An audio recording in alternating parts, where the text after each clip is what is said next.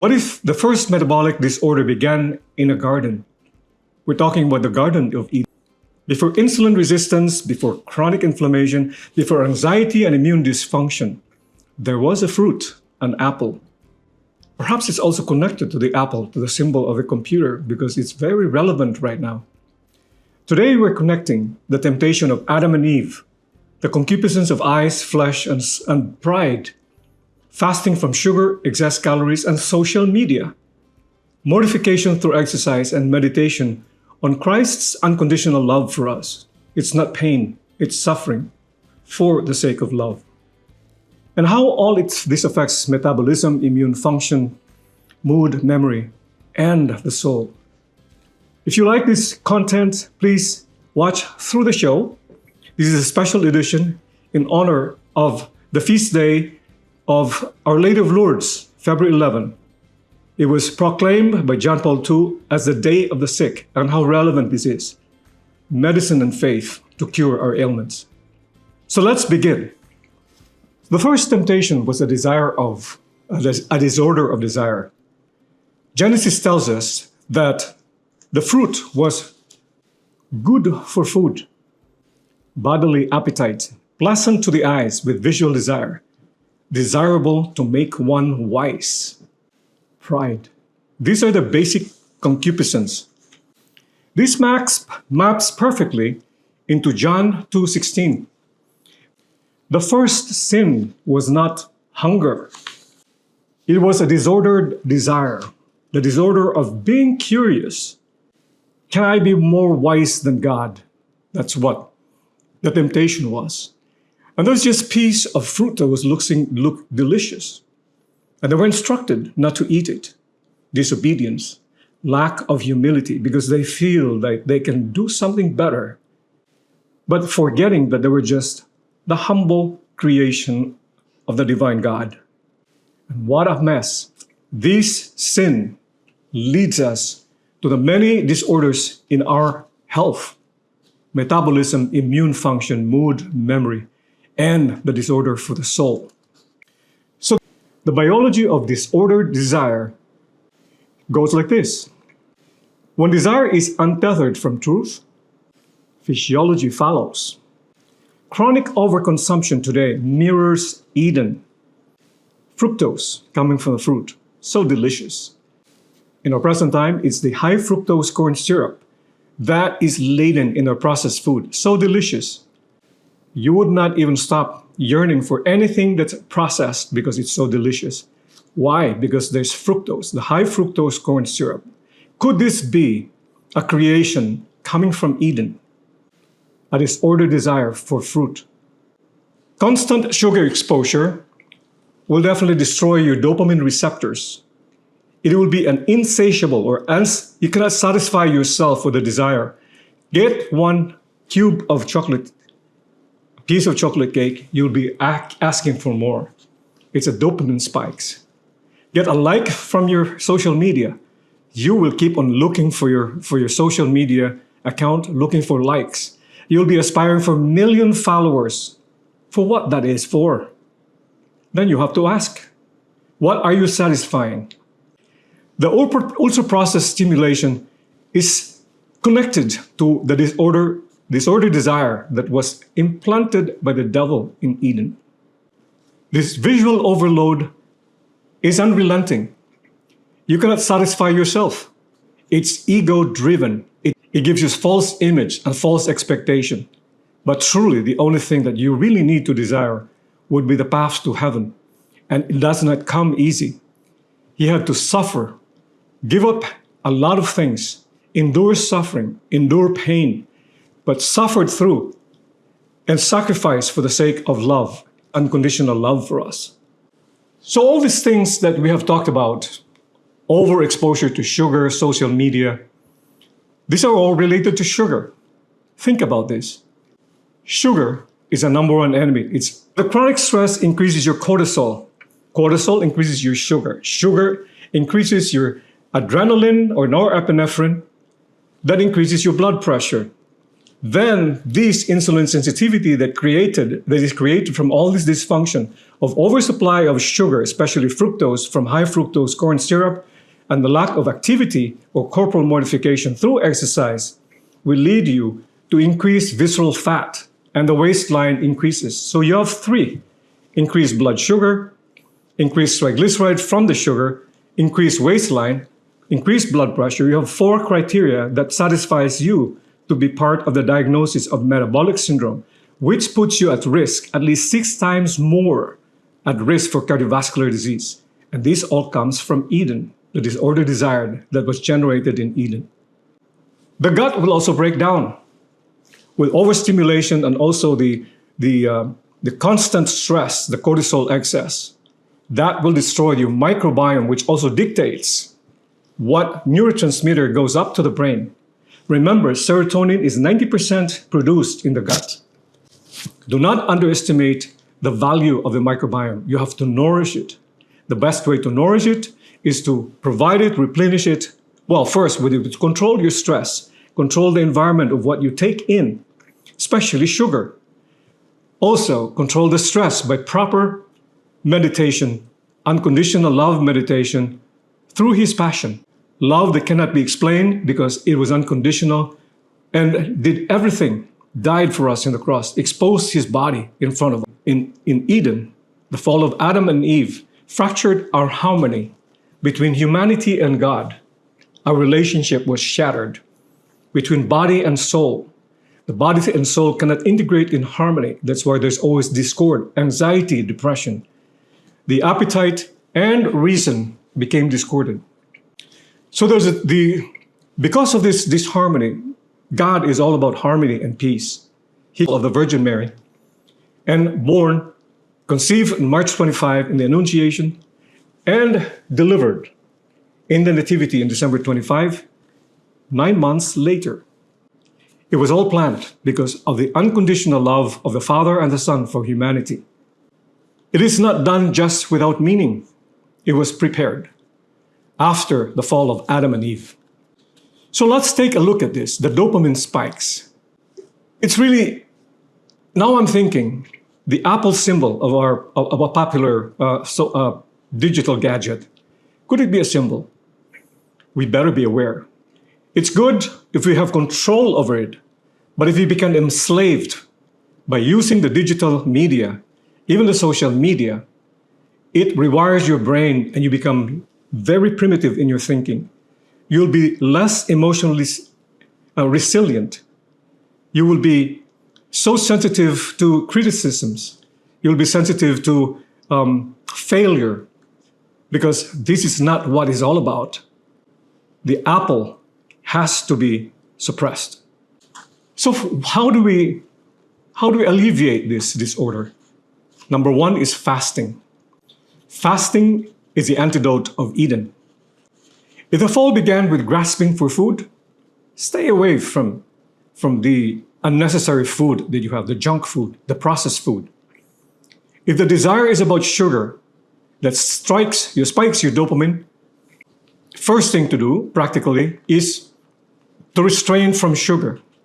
And of course, it's related, stay away from the ultra-processed food because it has laden with ultra-processed food of high fructose corn syrup. If it was the concupiscence of the eye that caused the fall of Adam, guard our eyes. The first thing that we need to do is this. Have a digital detox or digital fasting. Stay away from social media. There's really no emergency in Facebook or YouTube to like or to respond to like. I can be a victim of that also, being in a social media. But we have to restrain. Put away your phone before you go to bed. And check it only regularly, perhaps 3 times a day, or whatever. Social media and digital detox goes hand in hand with fasting from sugar. Remember, healing begins with restraint. Fasting is not punishment. It is restoration of order of your appetite, concupiscence of the eyes, and also related to the flesh. If you have problems with impurity, if you keep on sinning about impure carnal sin, first thing you need to do, the medicine of the soul that my spiritual director prescribed to me was fasting and penance. Fasting for the things that you like. Fasting, number one, from social media, from sugar, even personal attachment to relationship. You have to fast from relationship. A good way to do it is just be on retreat and just be in the focus of Jesus for that weekend, maybe. That you can actually commit yourself and make an appointment. Jesus, I want to talk to you that weekend that I'm looking forward to. When you fast from sugar and excess calories, insulin sensitivity improves. That means even if your insulin is lazy, you have adequate amount of insulin.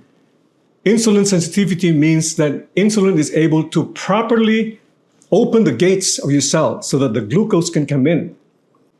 If you're insulin insensitive, then the insulin flowing will just not do anything. Sugar will remain in the serum such that the glucose that's meant to be inside the cell cannot enter and cannot be part of the fuel system in the mitochondria to produce energy, or ATP. That's why patients with diabetes with excess sugar have brain fog, because there's no energy in the brain.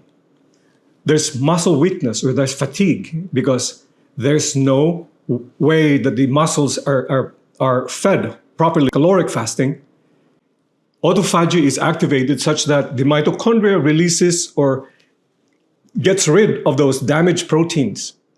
The mitochondria is renewed again. When you have a renewed generator or powerhouse, you have more energy. Fasting generates energy. The mitochondria becomes more efficient. As I said, it becomes more efficient because there's no smog or pollution in the mitochondria. The denatured proteins that produces bad proteins that leads to formation of cancer cells is also renewed. Fasting also rejuvenates the stem cells. That's why in studies, it has been shown that even if you have diabetes mellitus, if you fast, the stem cell of the pancreatic cells can rejuvenate. And people have reported from Dr. Longo's paper that diabetes can be reverted. In the studies about insulin sensitivity reported by Hawley and Lessard, entitled Resistance Training Improves Glucose Uptake Independent of Insulin. This manifests, or this displays the power of the paper was entitled Intermittent Fasting Improves Insulin Sensitivity and Reduces Fasting Insulin. Autophagy was explained in the paper by Longo and Matson. It's entitled Fasting Activates Autophagy Pathway via mTOR Suppression. Now remember, if mTOR is activated, that accelerates aging. You want to suppress the mTOR activity by fasting and also by exercise. And we're going to talk about that in a few. Mitochondrial function is also improved as reported by Canto and Orex. The paper entitled Caloric Restriction Enhances Mitochondrial Biogenesis and Efficiency. When I'm talking about biogenesis means that your mitochondria, instead of just one, it breaks and becomes two. Imagine how many mitochondria is generating just by fasting. So you have more powerful powerhouse that would generate ATP. So, in addition, inflammation decreases when you fast. The gut barrier strengthens. Things that you can also do for your gut barrier would be to increase your fiber intake. 2 cups of vegetables. If you don't like fiber or vegetables, offer it up. Offer it up for the soul of your loved one. For the sake of somebody, I will eat these vegetables. And this is very beneficial for you. Why? Because the fiber will be fermented by the good bacteria producing short-chain fatty acids, the butyrate, acetate, and propionate. The butyrate especially heals the gut that has been destroyed by the lack of good bacteria. The mucin layer is diminished, is denuded, allowing entry increase in intestinal permeability. So spiritually, you tell your body, you are not my master. You reverse Eden in small daily ways by fasting here and there. Fasting on Fridays, for example, for the sake of a sorrowful passion, and sometimes on Wednesday for the sake of the betrayal of Judas. That's what the church, the Catholic Church, would tell us. Where Adam grasped, you surrender. What about mortification under our brain? If we don't like to give away the social media, the brain rewires if you are going to detox from that. After the fall, humanity became comfort-seeking and pain-avoidant, always complaining about something. A little complaint, a little step, oh, it's too painful, it's too much. I cannot study hard. I cannot spend one more hour of studying because it's too much. Endurance. God endured through his suffering. Christ endured the way of the cross, dramatized it, not for his sake to be popular, but for us to visualize through history that his sacrifice for the sake of his unconditional love for us, means something, and it will be good for the health, for the mind, body, and soul. Exercise is voluntary return to disciplined effort, not just lying down. Do something. If you want to have a good life, get out from the couch. Do a step. Why? Because there is some physiological effects on that one.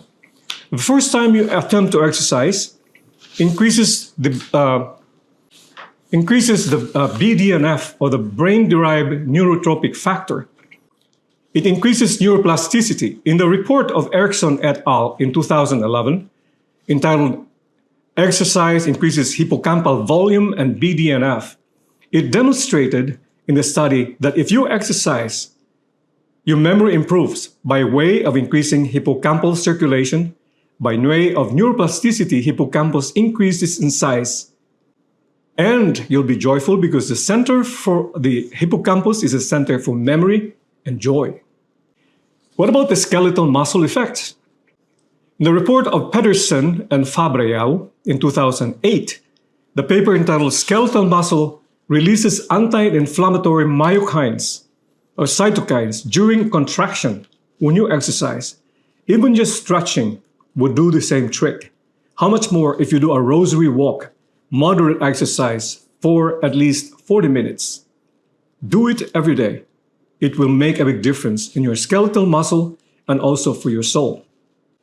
What about resistance training? Improves glucose uptake independent of insulin. This is reported by Raul in 2008. The benefits of exercise is just amazing. Exercise is a voluntary return to disciplined effort, as I said. Mortification means you die, you kill. Not to murder, but choosing the harder good. The harder good has better dopamine spikes. It is gradual, and the end effect is more beneficial. When you train, muscle releases anti-inflammatory cytokines, as reported by Pedersen. Insulin sensitivity improves, as reported by Raul in the paper Resistance Training, improves glucose uptake independent of insulin. The mood stabilizes. Why is that? When you exercise, BDNF is increased, the more you get to be exercise. Number 2, serotonin increases. Why? By way of dual effect. The microbiome also switches in population. These are the microbiome that would increase or proliferate. That supports the production of serotonin. Remember, 90% of serotonin is not coming from the brain. It is from the gut. So if you're not exercising, there's less of those bacteria that produces serotonin, and then you'll have more bacteria that will suppress that growth, and you'll not have serotonin. Remember, serotonin is a neurotransmitter that's captured artificially in these medications for depression, antidepressant, like Zoloft, Effexor. Why not do it naturally? Be happy naturally. Stop taking those pills. Get out and exercise fast, because that will increase your serotonin level. As I said, your brain increases in the good part, the hippocampus. The BDNF increases hippocampal volume over time, the center for memory and joy. The amygdala shrinks because it's deprived of the circulation. Remember, amygdala is the center for anxiety, depression, and anger. These negative thoughts that you don't want to dominate your life. If you exercise, there will be less anxiety, you'll be more joyful. You will have more memory, your brain will be sharp as can be. Rewiring the brain through contemplation or meditation. I've said it many times. Adam and Eve believed the lie God is withholding, when in fact, no. God loved. Jose Maria Escrivá properly said, if you want to know Christ better, you need to know his passion. Saint Teresa of Avila would say, if you don't meditate, you don't need to bring the devil to push you to hell. You are the one going to hell. Saint Alphonsus Ligori would say, if you don't meditate and just do vocal prayers, you'll be tempted and tempted until you fall. Just like the apple, keep on staring at the apple. First thing you need to do is to get rid. Don't look at those pornographic films or the dirty things that you have to go through the reel. Be attentive to your eyes because they are very destructive to your metabolism, to your mood, and also to your soul. Guaranteed, if you can keep on rolling for those impure scenes in the reels of the social media, you will fall into sin. And then you'll feel guilty, sympathetic overdrive goes up, cortisol goes up, sugar goes up, blood pressure goes up. You'll be more anxious, depressed, and angry. Many metabolic disorders are rooted in stress patterns. Stress is not just feeling so frustrated or defeated. The daily constant, numerous impulses in your brain arrives to the amygdala. Amygdala processes this. If you don't control that happy boy, amygdala, it will dominate your mind and it will be heightened and you will always be anxious and angry. There will be increase in fear and scarcity of whatever things it's always this unrelenting desire for something, unsatisfied. The gratification spikes from the likes, the dopamine spikes from this processed food, from the chips that you eat. You have to control that because all related. When you meditate on Christ's passion, the fear circuitry calms down. You entrust everything to God. What if you just be content with what you have and accept it as this is God's blessing for me at this point? It will happen. It took me a while to become a medical doctor, but I went through hell in terms of sitting down from 6 p.m. to 12 midnight, studying every day and even during weekend. I got married a little bit late, but I waited because God had a plan for me. And I met a beautiful wife. Now I have 3 children, beautiful children. But if you just crush on something that you feel like it needs to fill the void at this point, relationships, desires will make you feel anxious, depressed, and sad.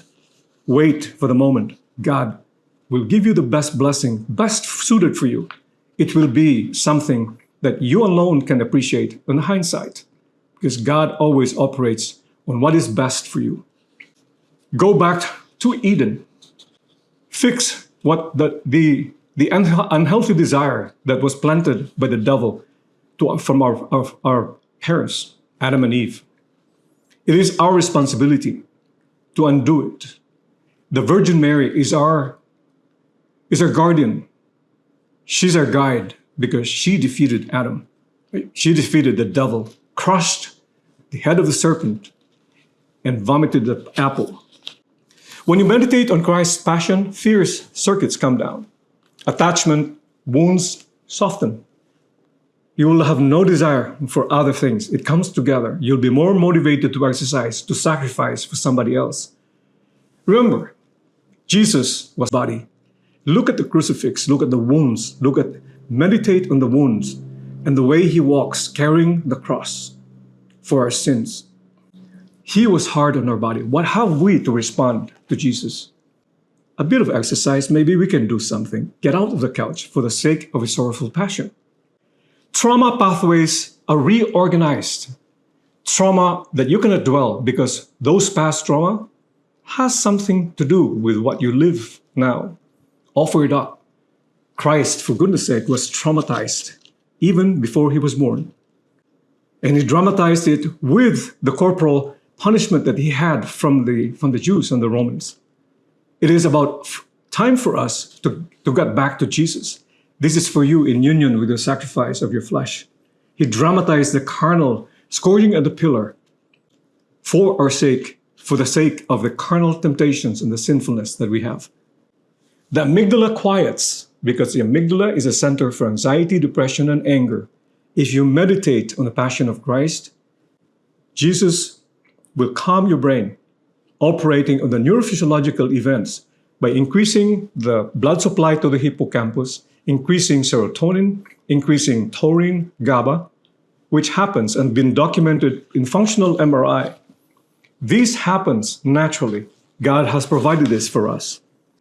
So then you move from self-protection to self-gift in honor of his passion, from cortisol dominance to parasympathetic regulation, away from the sympathetic fight-flight. Love heals what fears inflames.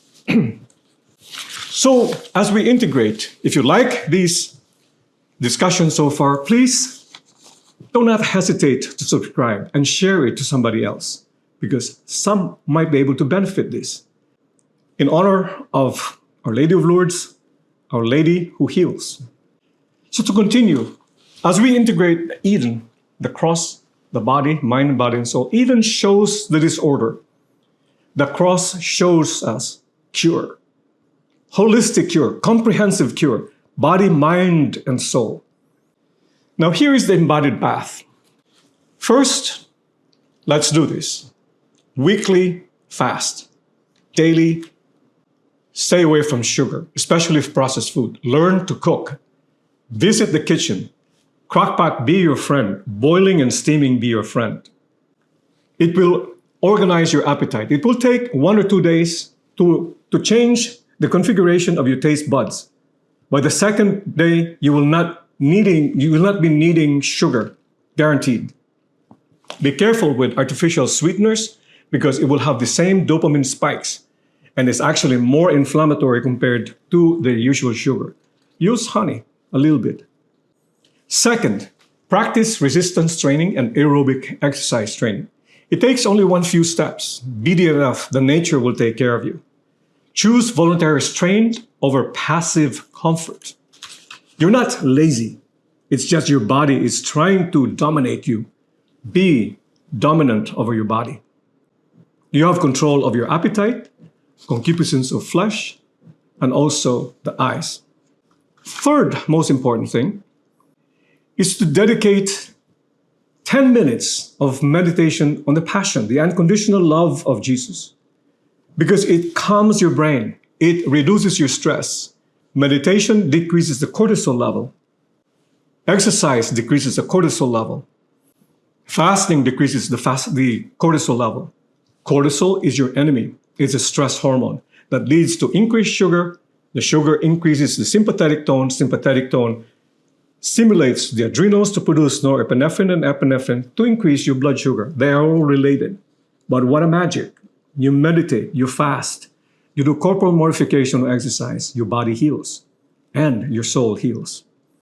So you visualize in the agony of the garden, Christ carrying the cross, or in the Garden of Eden, or in the Garden of Gethsemane, where he is alone. You are alone many times. When you're feeling this way, or you feel rejected, or you feel like nobody cares, or nobody is available for you to comfort yourself, seek the Adoration Chapel. Many times I have done this. I'm also a victim of loneliness, and also at times because I think God allows you to be lonely for seeking solitude with him.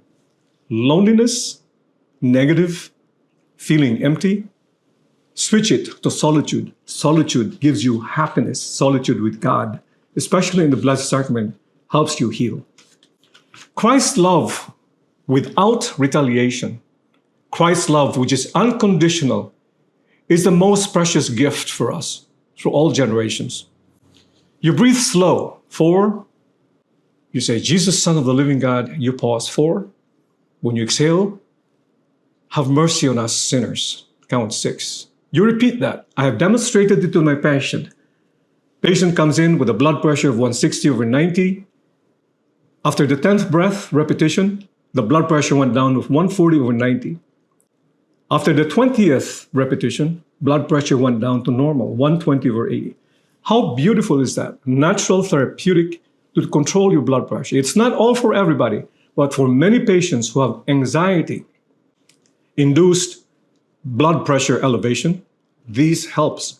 If you do this 4 times a day, morning when you get up, noon, 3 o'clock for the Passion of the Chaplet of Divine Mercy, and before you go to bed to say thank you and examine your conscience. This is the best recipe for having a good life, a good, healthy mind, body, and soul. You lengthen your exhalation. Why? There's a reason for that physiologically. When you exhale, that's when your heart rate goes down, your brain calms down, and your gut also, the microbiome, remains calm. It proliferates a good bacteria. Studies have shown that. Offer your cravings and pride. You have control over this. Stay away from the apple. Stay away from the temptation of Eve, longing for wisdom. He is the only wise man. Let us be enslaved or be a servant by God, because nothing else really compares to his unconditional love. In conclusion, the first sin involved food, as symbolized with the apple. And lo and behold, it symbolized social media. We have to get rid of those. We have to temper our desire for that. The final redemption involved a body given and blood poured out in the cross, the side, stabbed. The blood and water came out, squeezed to the limit. Your health is not just calories in, calories out. It's a quality of food, especially sugar, very symbolic. Give yourself more fiber. Offer it up if you don't like it. Do some exercise. Disordered desire fragments metabolism, immunity, mood, and memory. Disciplined desire integrates them. From Eden to the cross, from comfort to a regulated desire for suffering in the cross will heal us. The story is about appetite, the concupiscence of your eyes, the body, and pride. This will destroy us. So it's best for us to revert this by fasting, corporal mortification with exercise, and meditation. And do not forget to sleep, because really, that God demonstrated us after the 7th day, he rested. Maybe this is symbolic for us that 7 hours is adequate for us sleeping. You must sleep 7 hours at least. So then the question is, will we grasp this? Will we accept the challenge? Number one, the cross, he suffered so much. He was hard on his body. Can we make a resolution to do something to offer it up? A simple thing about giving up sugar and digital media. Can we grasp? Can we take the challenge of at least daily offering for the sake of the Pope, for your sake, for the family that's disbanded, for your sake? Or will we trust God? Because his love is unconditional love. He demonstrated in the Sea of Galilee. What is your resolution to do these things? And this is for your sake, for your mind, body, and soul. This is Dr. Raul Enad from Cadenza Medical Clinic. I hope you like this. Please drop a comment, ask questions, so that maybe we can get an idea on what we can discuss in this podcast, Medicine and Faith. Have a good day now. Happy Feast Day, Our Lady of Lourdes.